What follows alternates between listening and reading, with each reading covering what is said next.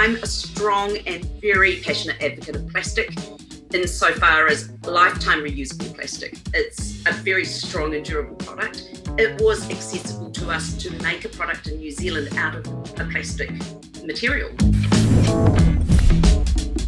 And my first question, Steph, is actually going to take you all the way back to an entirely different business that you were involved with. Back in 2008, so we're talking 12, 13 years ago, what was Celsius Coffee doing, and what was the moment that actually opened your eyes to what was going on and your role in that?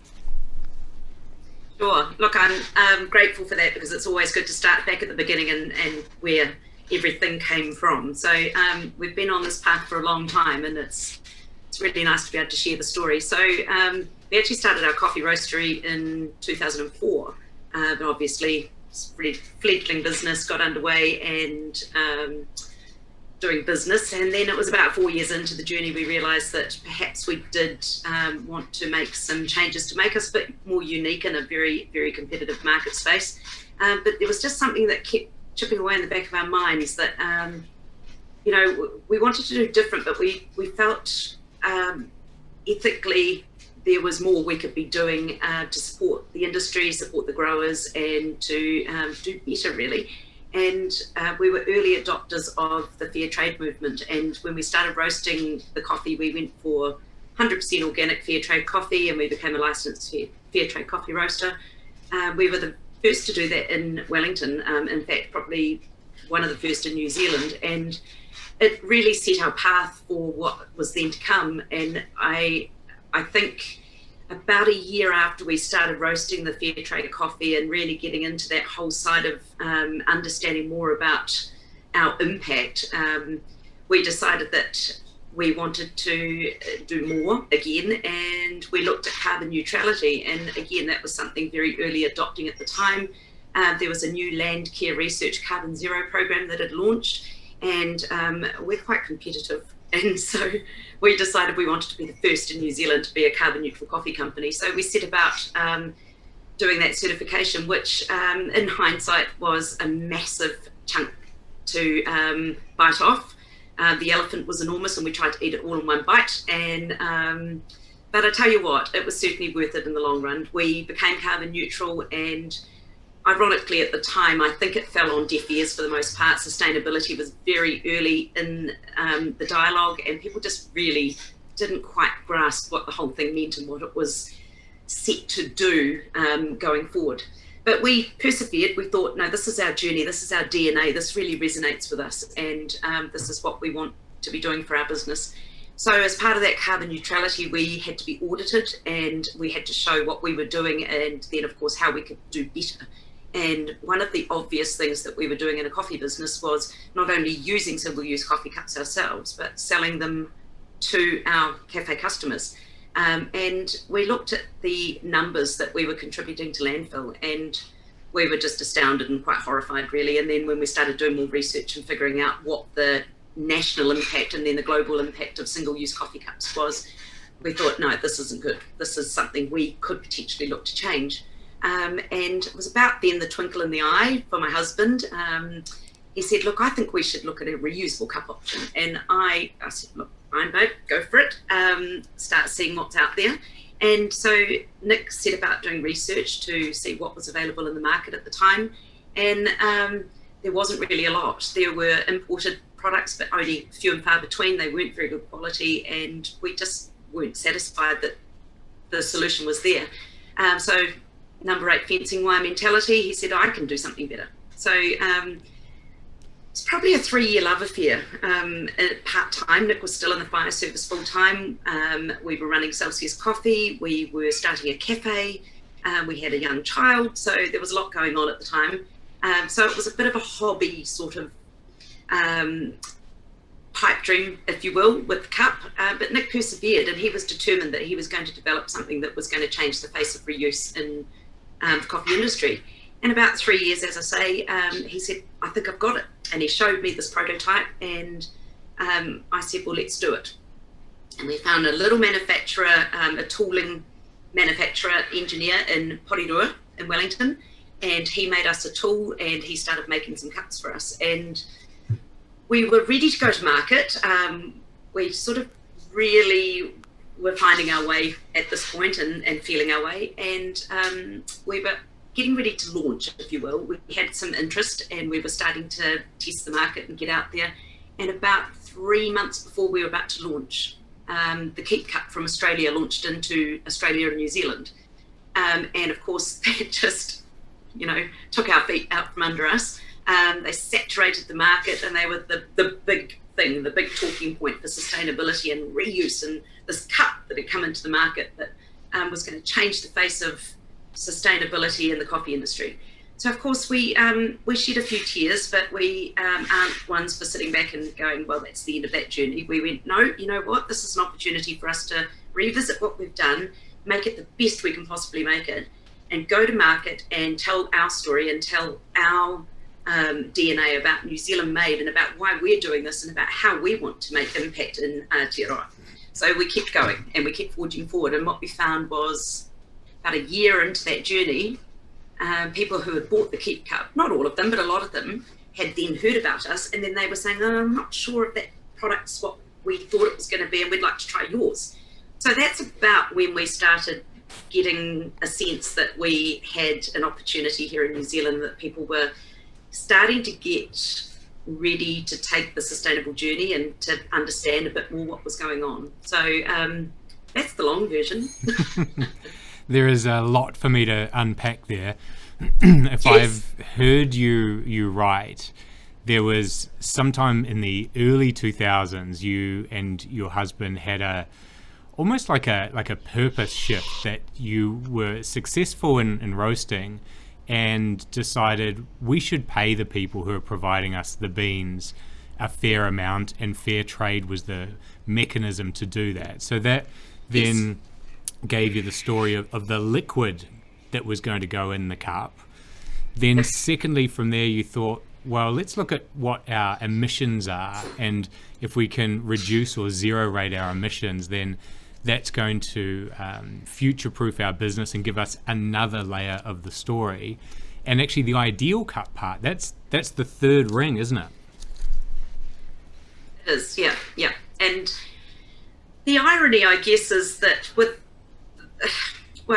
me say first that IdealCUP has become the big sister now. It's become the overall company that is our biggest and core focus. We still have Celsius Coffee, and we still operate that successfully, and we're based here in Motueka in the Tasman region, where we absolutely love being. My husband was born here, that's why we ended up here.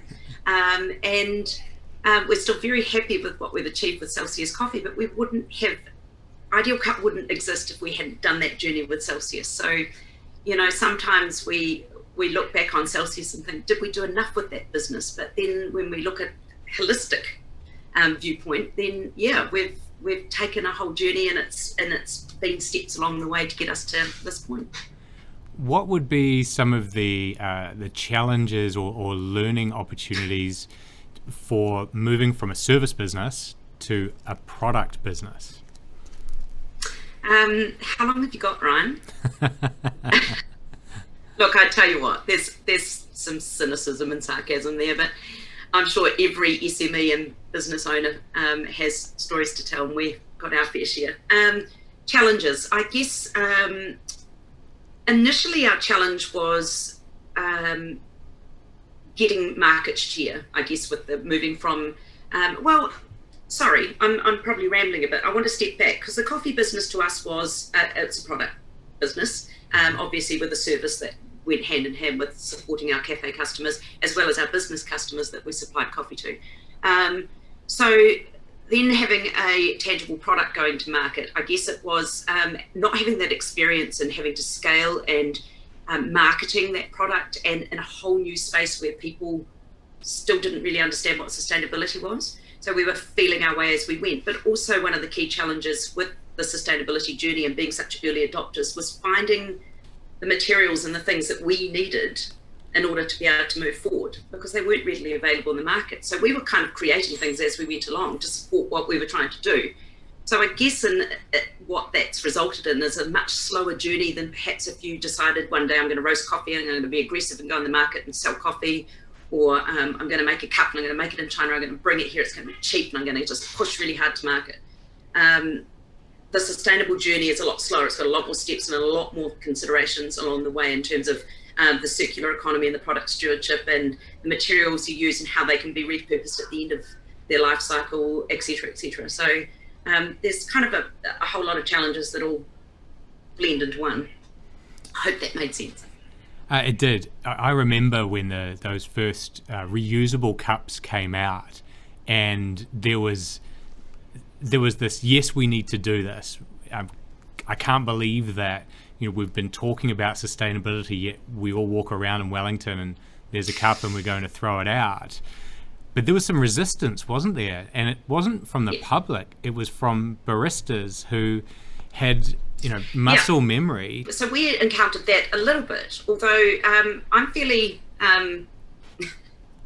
assured in what I'm doing. I'm not prepared to put myself out there and promote a product or something I staunchly believe in and am passionate about unless I feel that I can convert people's psyche and get them to understand. So we did have some pushback, but I very quickly put that to bed and explained, the A to Z of what we were trying to achieve. And I think also having made a product that was standardized in size really helped our argument with baristas, because a lot of them, the argument was more that they found them a pain in the butt to deal with because they were such different sizes and they didn't fit under the group heads and just different materials and things. And it was just like, oh, really? Do we have to deal with this? But once we showed them that actually ours is based on a 12-ounce cup and it's got line markings for shorter pours, goes under the group head, and they stack just the same as your takeaway cups on the coffee machine, and easy to implement. And they were like, can't really argue, can we? So that was kind of easily put to bed, but probably one of the bigger challenges we faced, which is one of the things we still talk to today, but I think we've moved through it for the most part, is of course when plastics started getting bashed. Now, we chose to make our product out of a lifetime reusable plastic, and I'm a strong and very passionate advocate of plastic insofar as lifetime reusable plastic.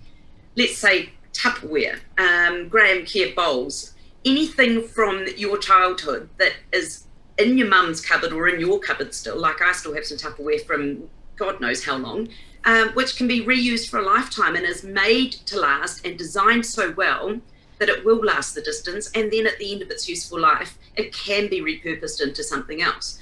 So plastics, when it became a big thing, even just a couple of years ago, banning the plastic bags in supermarkets, of course, it's just the word plastic. Putting single-use plastic in front of the dialogue often causes confusion. So we've had a lot of pushback over the years. Why did you make it out of plastic?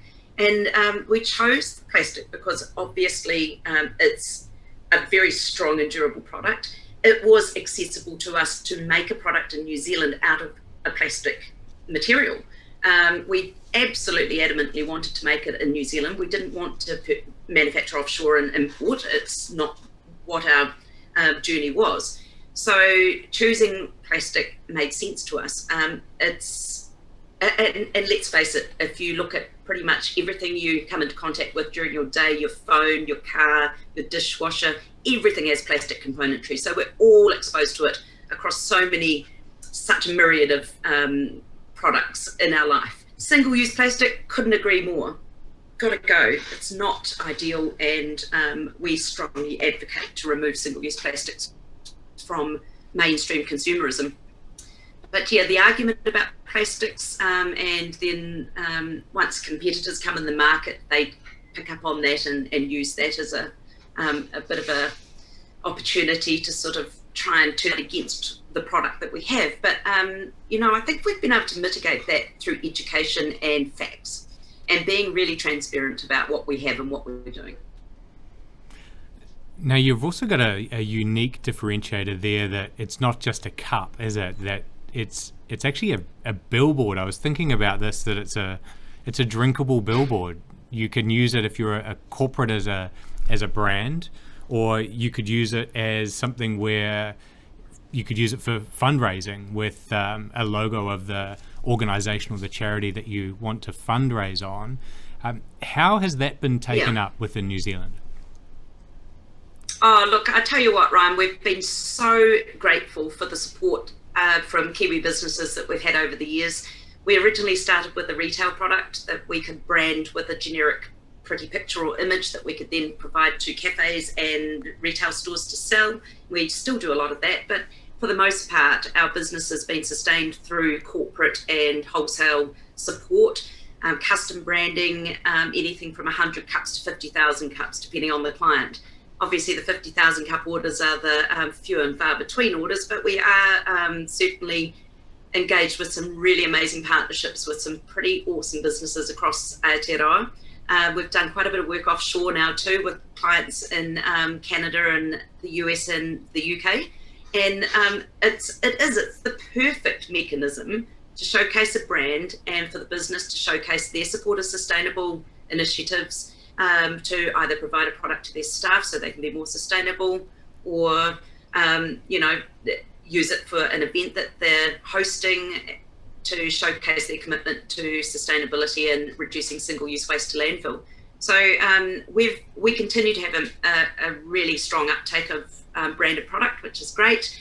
But one of the things, obviously, that's led us to thinking about over the last couple of years is we just keep making more and more and more cups out of virgin material, more and more and more, and then we're just making more and more cups. And, they're designed for a lifetime of reuse, which is great. But we started thinking, like, what's the next step? And that next step was incorporating recycled content into the cups. So we're not just creating virgin product, we're creating recycled content product that can then be recycled at the end of its useful life, but also our cups can be sent back to our manufacturer, ground down and made into new product. So one of the things that, I'm segueing into something completely new here, I hope that's okay. But one of the things that we're now doing is incorporating recycled content into the manufacture process. And this is also something that's really appealing to organisations because, it's another layer that they can support. And with that, we became environmental choice certified. So basically, the environmental choice certification acknowledges that as a product, you are the most environmentally preferred product in your category or your industry in New Zealand, as endorsed by the New Zealand government.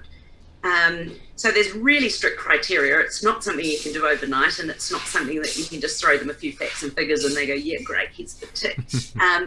You have to lay it all out, and you've got to give them every single facet of your business, right down to the nano amount of ink that we put on a print on a cup, and what the difference of the virgin cup or the pre-cup and then the printed cup is in terms of weight.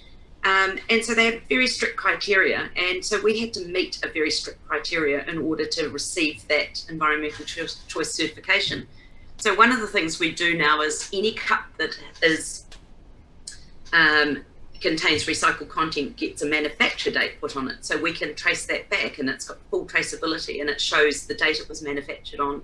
And that's something that our manufacturer buys into. They're just 10 minutes down the road from us in Lower Hutt in Wellington, and they're fully on board with our sustainable journey, and they do an awful lot for us above and beyond just making a cup, to commit to our sustainable initiatives and our commitments to our environmental choice certification. There's a lot more I could talk on with that, but it's probably something that people may want to go offline and have a look at.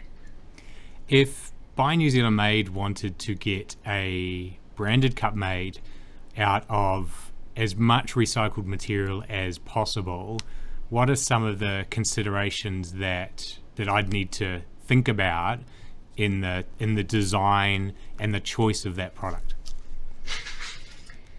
Yeah, well, look, I guess at the end of the day, the considerations and the onus falls on us more than you as a client. So if you said to us, Steph, I want to get 100 Buy New Zealand Made cups printed with the Buy New Zealand logo, and so we can give them out for gifts at an event, let's say. And obviously we want to, where we can, use as much recycled content as possible.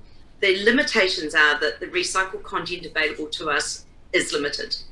It's not readily available in New Zealand as much as we'd like it to be. So we cap at the moment at a maximum of 50% recycled content in the cups. And that's simply so we're not overcommitting ourselves.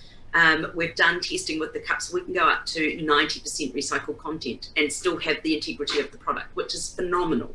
But of course, if we can't get enough material to incorporate 90%, so that's a bit of a moot point. So we're sort of, it's early days with the recycled content. We're trying to commit to a minimum 10% and a maximum 50%. And as we get more access to material, we will increase the amount that we put in. So I guess in terms of what you asked me, we would at the time discuss with you what product we have available that can fulfill your desires in terms of a recycled content product. And in terms of the look and feel, are there options around colour with the recycled, or you get what is the recycled colour of the plastics? That's a really great question, because if we put more recycled content in of certain colours, it can dictate what colour the cup will be, which generally would be black. If it's less recycled content, then we can still manipulate the colour with the injection of the colour that we put in during the manufacture process. Interesting that you've brought that up, because I can even show you this cup here. You can see it's sort of a buttery goldy colour. Yeah. Now this was made out of, do you know the ice cream containers, Much More Ice Cream, and brands such as, that may just be a local one, I'm not sure, but a gold colour ice cream container. This is made from what they call skeleton of their offcuts of their ice cream containers. We get that, it's ground down into raw material, then it's injected, and it gave us these cups. So this is a 50% recycled cup that's made out of those containers. And we've just used a white powder or a clear powder base, so we've kept the colour to showcase that. Another example is we've got probably a ton of raw material that's sitting up at our manufacturers, which is cups that we've made over the years or over the last few years, which perhaps were made for customers, colour run was wrong, we put a print on it but it wasn't right, whatever the case. We send those back to them, they grind them down and then sit on that ready to put that into our recycled content, because what we're trying to do is use clean virgin material, not post-consumer product that we don't know what's happened to the cups. You know, someone might have one of our cups and spend a year drinking coffee out of it and then be down at the farm and go, oh, that's the perfect size for me to mix my pesticide in, and then perhaps throw it in the recycling, or send it back to IdealCUP, because that's our mission possible statement, send it back, we'll take care of it, but we don't know what's been in it. So we're a little bit gun shy about incorporating post-consumer product back into cups. So at the moment we're using clean/virgin recyclate in the cups to make them, which does limit us in terms of what we can get. So if we have these off runs or off colours or misprints, that's great, because we can put them straight back in. They've been made, they're wrong, they go round, back in. So it's challenging. There's a lot going on, a lot of moving parts. Everyone wants to get their hands on this sort of recyclate. So, you know, we're fighting in a market, but we just do what we can do as we can do it. And I think it's only going to get better. And the percentage of recycled material will only get higher as we get more savvy about where we can source material from. One question I want to ask about, and I do this across a number of their interviews, because last year was such an out-of-the-box year, what did that mean for a business like yours that I'm thinking is really driven by having cafes open, having people working from offices and wanting to do the right thing, and now people are working from home, making coffee at home, or maybe visiting a local cafe when we got to level 2. What did that mean for what you could focus on, and what stopped happening that you wish didn't stop? Last year, tell you what, it's one of those, oh my God, it was horrific, but man, we learned so much, and so much opportunity and positivity out of the downtime we had. So pretty much the handboat went straight on for us. Reusable cups, it was like cafes shut.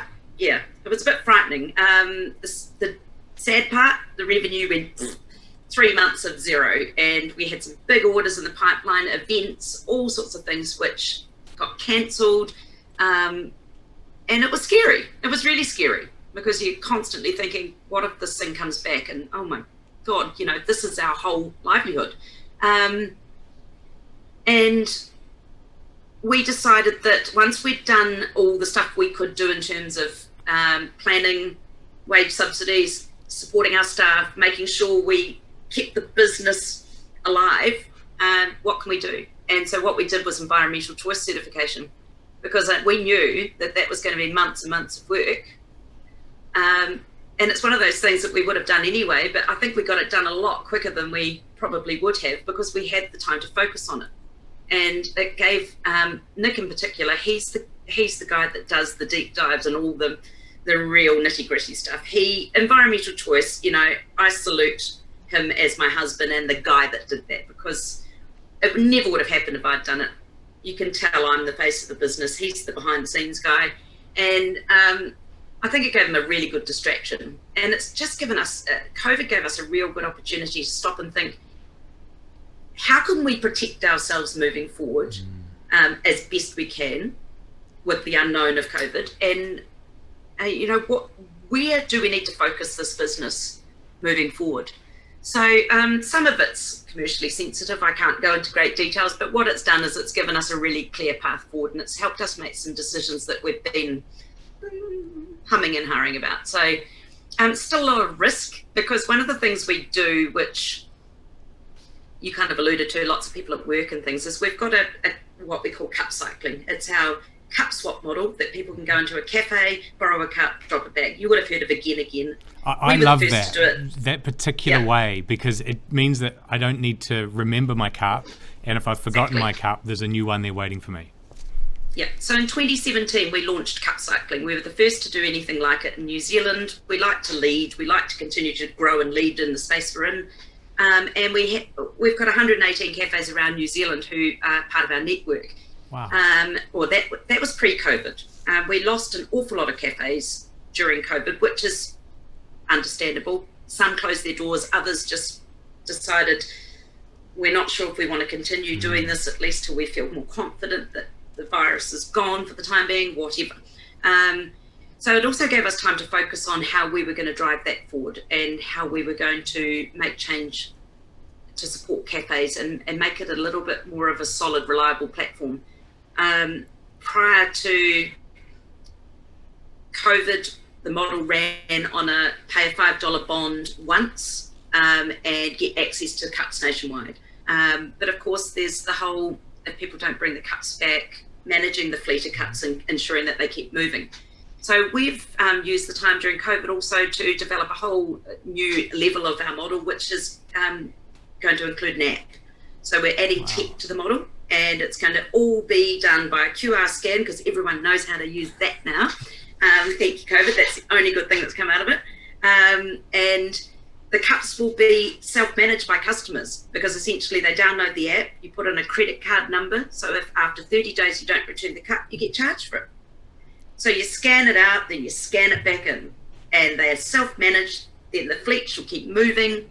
There'll be the occasional person that will go, I'm not sure if I get charged $12, but it won't happen very often.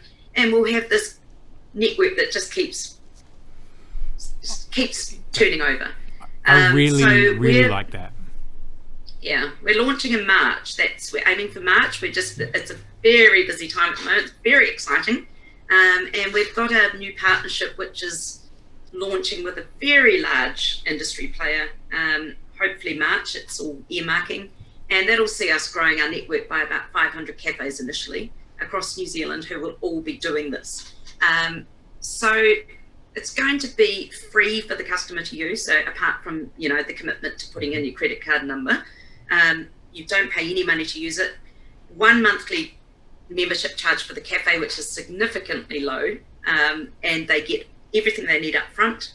They're going to save money after 100 cup swaps in their cafe, because that's the break-even point for the monthly fee, and then more money again having not purchased single-use cups.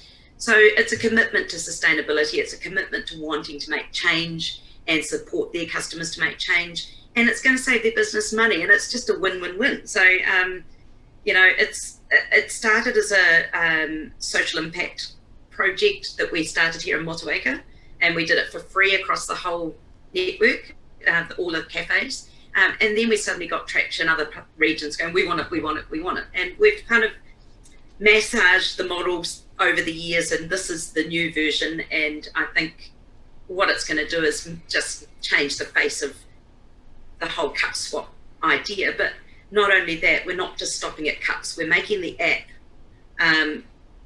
suitable for any reusable product. So you can then implement a swap container for food. So there's the app's going to be called the Swapper app, which will then operate cup cycling and potentially a reusable bowl or a lunch container. So, there's endless opportunity. And I think once we start seeing this sort of thing happening, I know that competitors are looking at the same thing. It's going to become mainstream, and then it's going to be bedded in, and it's going to be the way we do things here in New Zealand. And it's going to take time. It's going to take a few years, but we're really excited to really be leading again and seeing this space really open up and getting people on board. I really like it because it changes or it aligns behavior. So as a business, you want to sell lots of your cups, but you also know that by selling and making cups, there's actually more material that's out there. Whereas when you create this network, you're increasing utilization on a per cup. So now you don't need to sell so many cups. You're not driven by cup sales. You're driven by number of cafes that are using your system. And at some point there'll be you're leading it now actually, with that past of the early adopter and the innovator going, I care about the environment, look what I bought, own and drink from. Now it will be, this is just the easy, better choice for the cafe because it's lower cost. And for the consumer, they're not going there for a cup. They never were. They were going there for the caffeine, the chat, the coffee. It's the thing in the cup. So as long as it behaves... it's changing the whole dialogue and getting people, just putting that wedge in and getting them to stop and go, yes, exactly what you said. It's you're going for the drink and the chat and this is now the new normal. Just like when Jacinda said no more supermarket bags. We all conformed and went to reusable bags, and that's just normal now. It's completely normal. And, it took the lovely PM to say, this is what we're doing. This is going to start becoming, they've made declarations that they're going to stop single-use, this, that, and the other thing by 2025. They didn't include single-use cups, which was interesting, because they're a little bit shy of talking around compostable because there's a lot happening in the compostable space. But at the end of the day, we're still very much for a reusable option, simply because compostable is great, yes, if you've got the facilities to support it, but it's still a single-use linear model for the sake of a linear model, when you can actually remove that entirely and just have a reuse model. And the reuse model can also tie into a container deposit scheme as well. You can set up different facilities to collect different sorts of products. And we would like to move it into that space eventually where we can become part of a container deposit, but that's a whole other ballgame, so let's not go there right now. But it's pretty exciting. It is exciting. And I think the trouble is we have so many great thoughts of what we what we could be doing. And we have to sort of rein ourselves back and go, no, blinkers on, focus on this, let's make this happen and do it well, and then next. We've covered a lot of ground. Yes, we have. What or who, for those who are listening, would be the people that you would want to be introduced to, connected with, or the resources that you need as a business, or the people that you would like to bring on the journey? Oh, that's a big question. I think one of the things for me is specifically tech and marketing are an area that we don't have great strength in. We work with an incredible PR company who does our marketing with us as well, and they're very good at what they do. But in terms of, I think, creating our storyboard and also incorporating the tech side of things, that's something that we could really do with help. We're working with a great company as well for our app. And I'm sure all of this will sort of eventuate, but having some insight, I think, from people that have been doing stuff in those spaces and maybe could expedite our journey. I also think that there's opportunities for organisations to consider things like our corporate cup cycling model. We've worked with BNZ, New Zealand Post. We're currently in talks with another big New Zealand company implementing a corporate model where they can integrate the reusable cups into the corporate model instead of single-use cups. So there's always huge opportunity for discussions and dialogue with heads of sustainability in corporate environments about how we can be a part of that. It's a super cost-effective solution, which again perpetuates the use of the cups that we give them rather than more and more and more cups, and not giving staff cups as a gift that they then go, oh, that's great, and then leave it at home. It's something that integrates into the business and it reduces their impact, reduces their costs of removing waste. So those are the sorts of things that really push my buttons, having those conversations with those people and not necessarily, don't get me wrong when I say this, talking to procurement, because they're very important in a business, but talking to the people that are responsible for making those sustainable decisions and setting those roadmaps for their business and getting in at the early piece. And I think we've seen success with those environments that have taken us into the fold when they've been resetting their sustainability drivers. And I know that there'll be quite a number of people in the Buy New Zealand Made and the wider audience that are in those positions, and it would be really great to have those dialogues, because I think a lot of them don't realise that there are solutions for the corporate environment as well, and we're doing it really well, and it's really easy. So yeah, I hope that answered that question. It does. And if there's people listening that come from that large corporate, and maybe there's a cafe or a espresso machine within the floor or the building, that's the type of place where you can move them to more of a cyclical, reusable network way of doing the cups.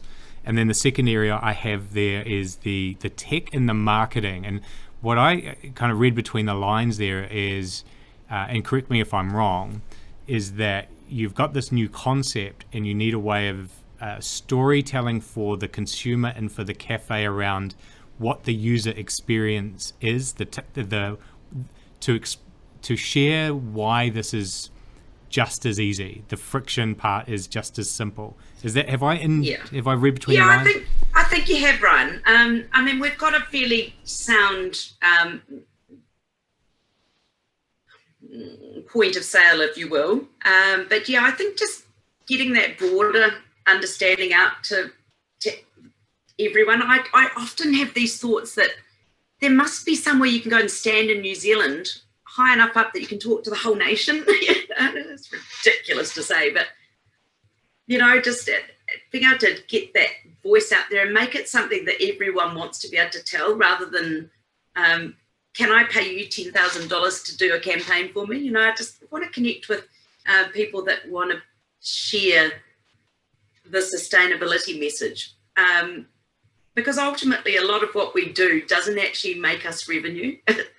My time, my passion, and what I do every day is more educating. And, if I had $1 for every time I open my mouth, I'd probably be really wealthy now, but I'm not sure how many people listen. But, and I just think it would be, we need to collaborate more. And so having people that have that savvy and that ability to get that out there for the better good of everyone is, I guess, more what I'm trying to say. Yeah. That is the struggle for many of us. When I started at Buy New Zealand Made, I wished I could find that mountain as well to just tell everyone at once. But the problem was that even if I told everyone, it wouldn't change behavior. It's quite expensive in terms of time and effort to change someone's mind, right? And so I made a decision back then that I wasn't going to try and change minds. I was going to do the best possible job for the people who were already manufacturers, who were already license holders. And if that job worked, then they would tell the others. And that story would be real to them, not me. but I would give them just enough so that they would tell others, well, this is what it's meant for us. So those 1,200 businesses then did tell the others, particularly through COVID, and that got it to the next stage. And I think where you're at is that same precipice from going from people who love sustainability as it's a thing to it's actually not the people who are going to buy that next part of the journey. They're buying for completely separate reasons. And the hard part is then shifting that to what are the new reasons. So like with NZ Made, to start with, it was around quality and pride and belief. Now it's about supply chains, guaranteed. We can employ more people here because jobs are more under threat. And there's a different set of attributes. And I wonder what they are for IdealCUP with your new network. Yeah. And look, you couldn't have said it more succinctly, and maybe in a couple of years' time I'll be able to as well. And I mean, I should have started with this. It goes without saying, having this opportunity to do this podcast and be a part of the Buy New Zealand Made family is just beyond thrilling for us. The irony is we've been banging on about our New Zealand Made identity from the get-go, and where it's absolutely firmly eat, sleep and drink this stuff, our DNA. And so finally getting around to going, let's stick the logo on and be a part of this family, and having the connections. And I'm really looking forward to being able to dig deeper and make more connections in the family. It's a different thing now from what it was. Here's a reusable cup, it's exciting, let's put that in the market. It's not even about the cup anymore. It's funny, I heard Stasia from Lily B in her podcast say it's not even about the product. And I think we're very much on the same journey. It's not about that anymore. It's about the journey, and it's about the overbearing holistic sustainability, and about caring for our community and our environment and people and what we're all doing collectively. So yeah, it's a very interesting and curious space to be in. And I love that it just keeps it's like a flower, it just keeps blossoming, layers. I love that phrase, and I appreciate your time and your generosity in sharing the IdealCUP story to date and what you're doing to contribute to New Zealand's future by reducing waste and doing things in a different way and being courageous about it. What you and your husband Nick have been doing, I think, is worthy of plenty of praise, but not too much, because there's the next level of the journey to go, right? You've succeeded, it's viable, it's success, but the tech bit is the whole, it's never ending with business. So good luck on that journey in 2021. And I look forward to scanning in at my local cafe on Willis Street in Wellington and using the IdealCUP swap recycle service. Thank you, Ryan. Look, it's been an absolute pleasure. I'm so grateful for the opportunity. As I said to Hugo earlier, who doesn't like talking about themselves? It's great to have this opportunity. Thank you. And go buy New Zealand Made. Couldn't have said it better myself, but thank you very much. Thank you for watching this episode of a Kiwi Original. If you like what you saw, then hit the subscribe button and you'll get other episodes just like this one in your inbox. Make sure you hit the bell too for notifications, and you'll be served up uniquely Kiwi stories like this one contributing to New Zealand's future.